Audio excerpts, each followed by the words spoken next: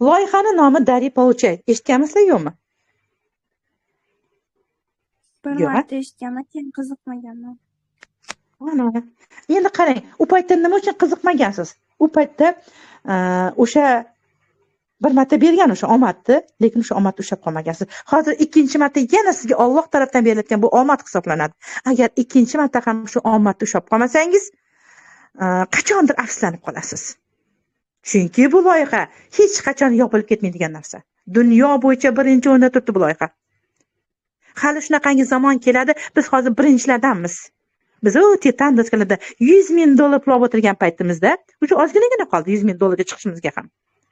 Siz esa shunaqa paytda eng oxirlarda, sizgina bir marta taklif qilishdi, ikkinchi marta taklif qilishdi, lekin baribir ishonmagan edim deb afsuslanib eng oxirida kirib kelasiz. Shuning uchun sizga maslahatim, ikkinchi marta kelayotgan omaddan yuz o'girib chiqib ketib qolmangda. Grupani kuzating, xohlang bir kun kuzating, xohlang 3 kun, xohlang 1 oy, 1 yil kuzating.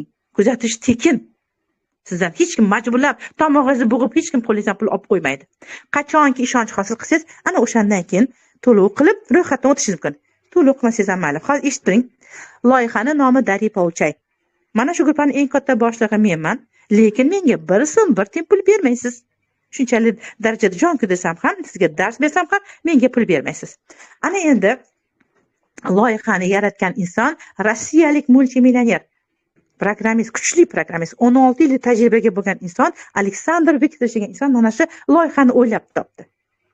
Nima uchun o'ylab qoldi deb o'ylab topdi deyishingiz mumkin. Karantin davrini hamma ko'z oldiga keltirsin. Esingizda bo'lsa, o'sha karantin davrida odamlar uydan ko'chaga chiqa olmay qoldi. Davlat ishiga ham bora olmadi. Kimdir o'zini bizneslarini ham qila olmadi. Hech kim narsa sota olmadi.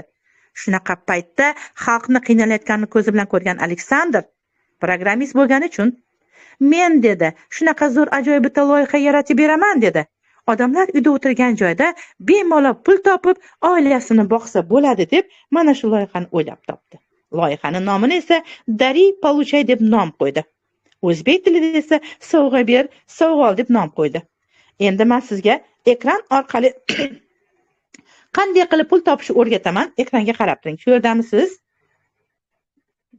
Shu yerda ekansiz, молодец. Gruppani kuzating oxirigacha. Ana, ekran orqali ko'rsataman. Qarab turing. Qanday qilib kichkina pulni $100,000 ga aylantirishni o'rgataman. Qarab turing. Mana, loyihaning nomi Dari Pouchay dedim. Mana shu gruppaga sizni boy Nurjahon taklif qilgan bo'lsa, siz Nurjahon orqali ro'yxatdan o'tasiz. Chunki u savob yo'lida sizni taklif qildi.